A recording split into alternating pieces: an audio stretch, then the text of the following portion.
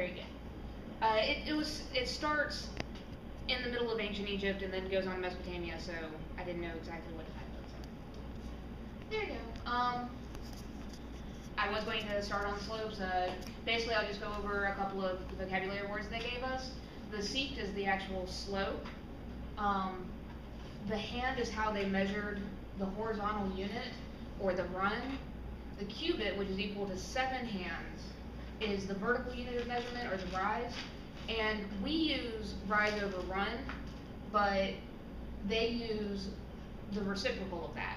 So she gave the really long definition that's in the book, but they use the reciprocal of the rise over run rather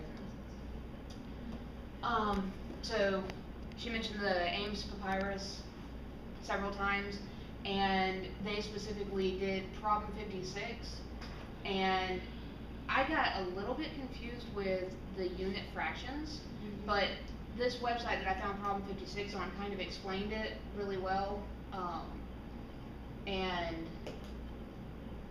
just like broke it down into the individual steps. So the cubit being the 7 palms, so you multiply each step by the 7 and move on from there, and it came out to be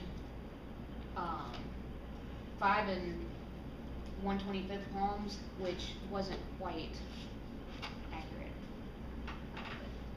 So with what was that trying to measure again?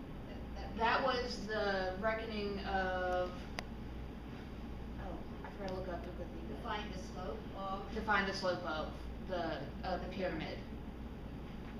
With I think that's 360 is the, I don't know, but 250 is its perimeter. 250 L's. Yeah. Or a cubit high, and then the base is square, 360 L's on each side. So L is a measure of length. Yes. Anyway. And that's about equal to a cubit also, the L that is said in the book. The ancient Egyptians, with their location, they were protected from the north by the Mediterranean Sea, and then they were surrounded by desert. Against what? From invaders, other people, other cultures. You mean other people through the land? Yes. Because the sea will not protect them if the people come from the sea. Yeah. And they're protected on both sides by large deserts. So they were very narrow. It was a very narrow culture, ancient Egypt, or country. By the Nile River.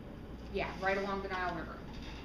And so they discovered a lot of math. They used math, but they never were introduced to developing it and taking it any further.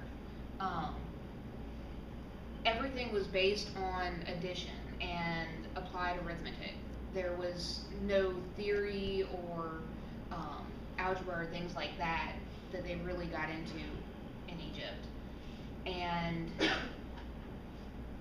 with all that, they just were pretty pragmatic with their use of math.